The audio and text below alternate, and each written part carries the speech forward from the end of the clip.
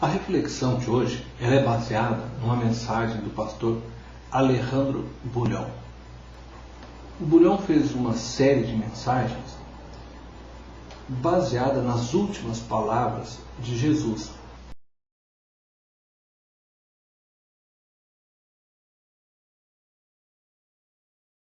Quando chegaram ao lugar chamado Calvário, ali o crucificaram, bem como aos malfeitores, um à direita, outro à esquerda. Contudo, Jesus dizia: Pai, perdoa-lhes, porque não sabem o que fazem. E então, repartindo as vestes dele, lançaram sortes.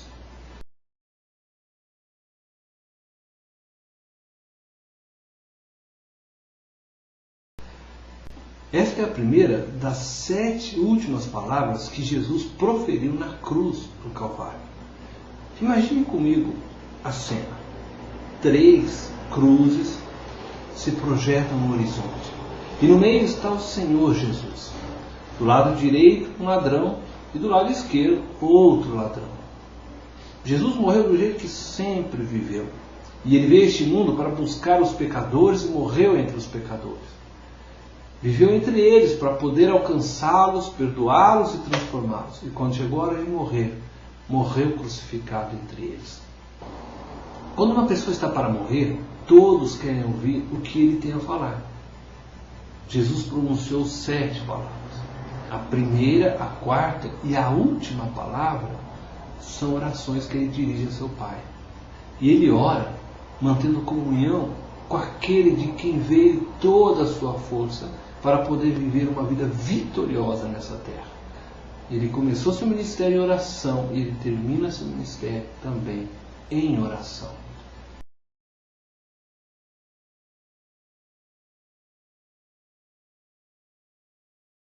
Eu gostaria de dizer que oração é a chave para uma vida vitoriosa. Ninguém pode sobreviver vitoriosamente nesta vida se não aprender a viver como Jesus, dependendo constantemente do Pai, colocando a vida aos pés do Pai, recebendo a força do Pai. Sabe por que Jesus viveu uma vida vitoriosa nessa terra? Não era porque ele era 100% Deus, ao mesmo tempo que era 100% homem. Quando Jesus veio à terra, ele fez um pacto com seu Pai. Ele não usaria os seus poderes divinos sem o consentimento do Pai. Então ele aprendeu a viver uma vida dependente do Pai. Aí que está o segredo da sua vitória. Sabe por que nós vivemos muitas vezes tantas derrotas? Porque nós não aprendemos a depender do Pai como Jesus fazia.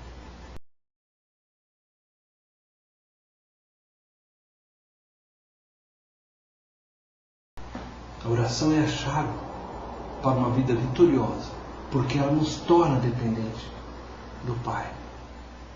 E a oração ela cabe em qualquer lugar, em qualquer situação de nossa vida. Na hora da morte, Jesus ali crucificado, ele diz: Pai.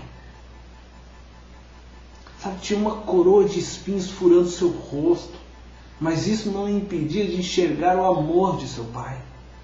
As suas mãos estavam pregadas numa cruz e não podiam mais curar pessoas, mas ele podia orar. Os seus pés não podiam mais andar para alcançar o pecador, mas isso não o impedia de orar. Os seus discípulos o tinham abandonado. Ele não podia ensinar-lhes, mas isso não impedia Jesus de orar. Às vezes, quando surgem dificuldades em nossas vidas, quando perdemos o emprego, quando um filho nosso sofre um acidente, o primeiro pensamento que nos assalta é o fato de que talvez Deus nos tenha abandonado e talvez Deus tenha se esquecido de nós. Jesus, no meio do sofrimento, da dor, da agonia, da morte, perseguido, caçoado, insultado, sangrando, com as costas dilaceradas pelas chicotadas, e não permitiu que nada o impedisse de saber que seu pai o amava e que estava olhando para ele e que o ouvia naquele momento.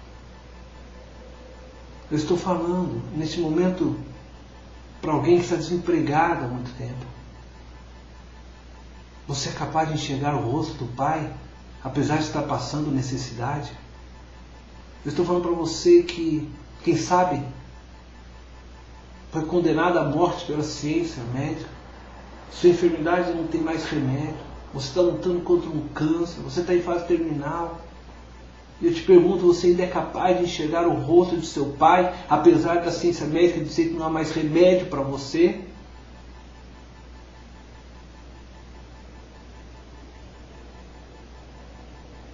Os amigos te rejeitaram, te traíram. Talvez você tenha sido traído pela sua esposa, talvez você tenha sido traído pelo seu marido, pela pessoa que você mais amava. Todos te abandonaram, você está se sentindo solitário, e apesar de tudo isso, você é capaz de enxergar o rosto do Pai olhando para você. Jesus fez isso na cruz do Calvário, sem amigos, abandonado pelos seus discípulos, odiado pela multidão, castigado pelos soldados, acusado falsamente, crucificado injustamente, ferido em agonia.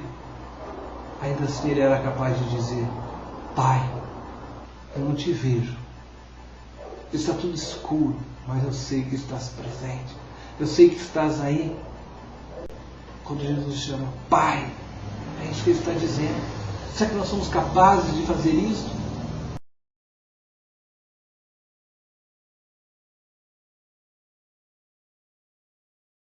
Eu gostaria de dizer para você que a oração da vitória contra os nossos inimigos é a oração intercessória. Pensemos em um outro aspecto do texto bíblico. Na hora da agonia, Jesus clama a seu Pai, mas ele não pede ajuda para si mesmo. Se você estivesse condenado à morte por alguma enfermidade, com certeza você se ajoelharia para orar e pediria que Deus lhe devolvesse a saúde. Não é verdade? Se você estivesse desempregado, sabe que você pode estar nesse estado, você com certeza oraria a Deus pedindo que lhe desse um novo emprego. Não é isso que você faria? Se você estivesse na prisão, com certeza pediria que Deus lhe devolvesse a liberdade. Mas ali estava Jesus, cravado numa cruz. A sua primeira palavra podia ter sido: Pai, tira-me daqui, liberta-me, acalma a minha dor. Ou como Pedro, quando estava se afundando, que clamou: Senhor, salva-me.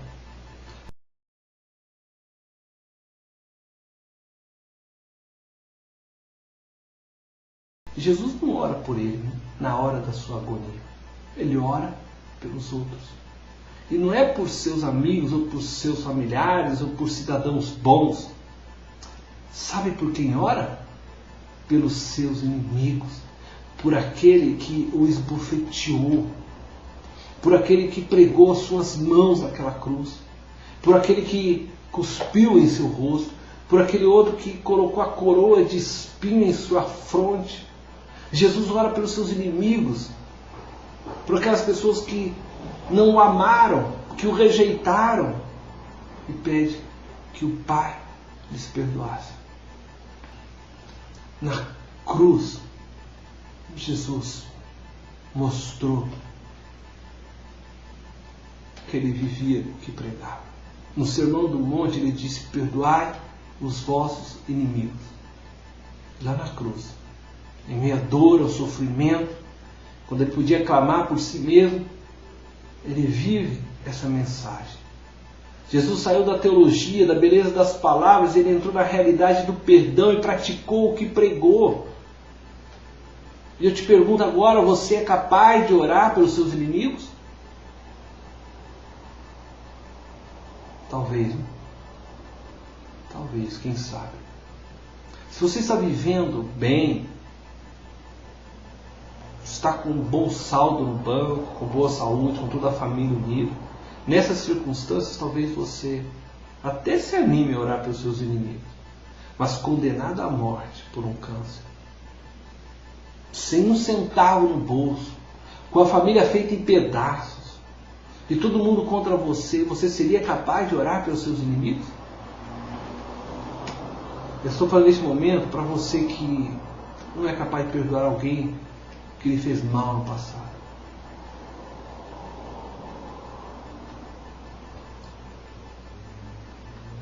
Eu vou dizer por que é necessário perdoar.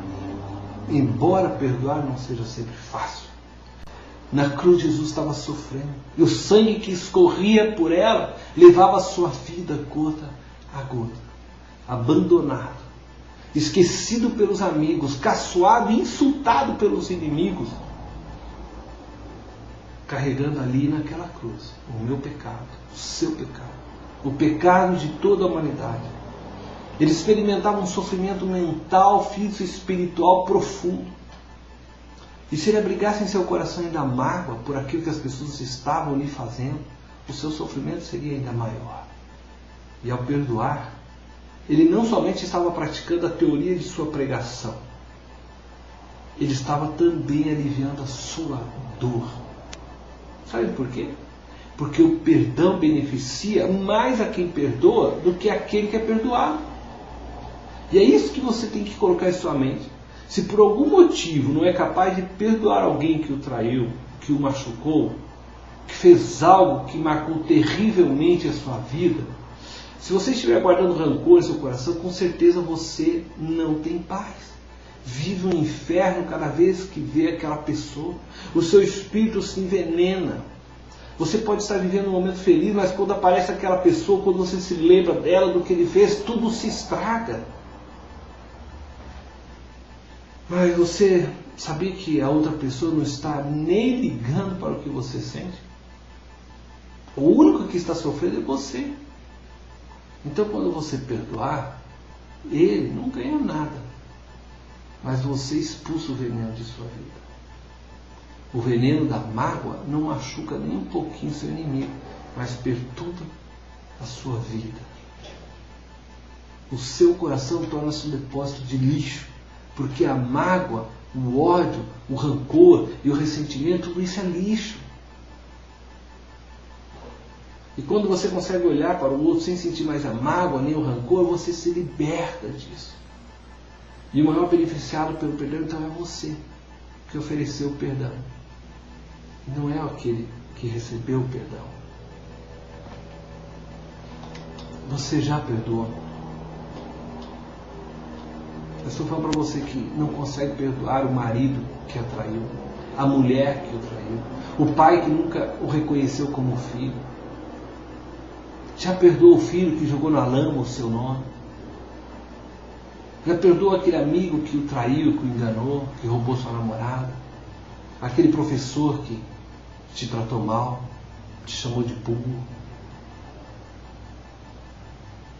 Seu coração não foi feito para ser um depósito de lixo que prejudique a você mesmo. Tome a decisão hoje de perdoar.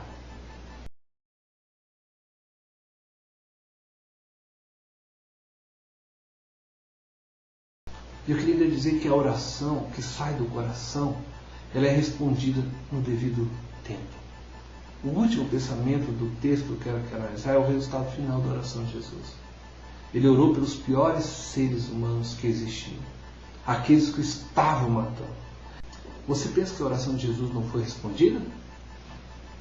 Eu gostaria agora de ir um pouco mais à frente da história com vocês. 40 dias depois da morte de Jesus, numa noite em Jerusalém, Pedro está pregando aqueles homens que crucificaram Jesus e que, do ponto de vista humano, nunca o aceitaram como Salvador. São todos ali tocados pelo Espírito Santo.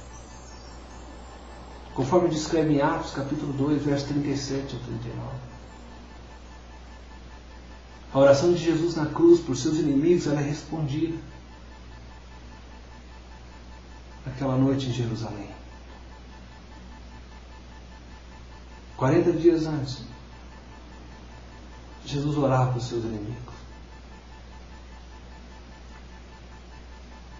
Pedro estava lá pregando. E aquela multidão de Jerusalém era aqueles que estavam lá na crucificação de Jesus. Ele orou para os seus inimigos. E eles agora foram então transformados. Imaginem aquele que colocou a coroa de espinhos na fronte de Jesus. Imagine-o correndo em direção a Pedro e dizendo: eu cravei a coroa na fronte de Jesus. Há perdão para mim? E Pedro diz: arrependei-vos e batizai-vos, e vossos pecados serão perdoados. Aquele que pregou as mãos de Jesus corre para Pedro e diz: eu preguei uma de suas mãos. Há perdão para mim? E Pedro disse: se você está arrependido, há perdão. Aquele que cuspiu no rosto de Jesus, ele corre e diz: eu cuspi em seu rosto. Há perdão para mim? E Pedro diz: sim, há. Se você acreditar no poder do Salvador, se você crê que Jesus é este Senhor. Naquele dia foram batizados 3.000 pessoas. E com certeza muitos deles estavam ali na crucificação de Jesus. 40 dias antes eles estavam cuspindo em seu rosto, pregando suas mãos, insultando, xingando. Mas Jesus orou por eles. E Deus respondeu à oração. 40 dias depois eles foram alcançados pelo poder do Evangelho, pelo amor de Cristo.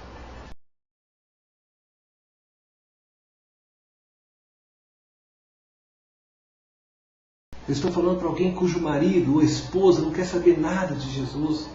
Alguém cujo filho está distante de Deus.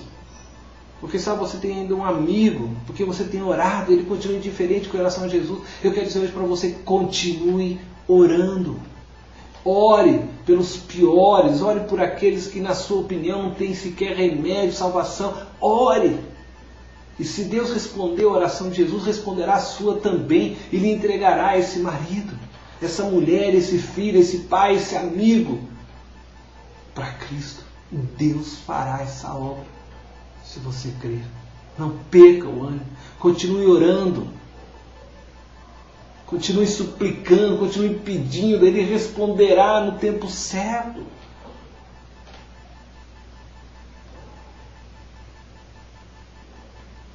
E se você que está ouvindo essa mensagem ainda não orou entregando a sua vida a Jesus, reconhecendo como o único Senhor e Salvador da sua vida,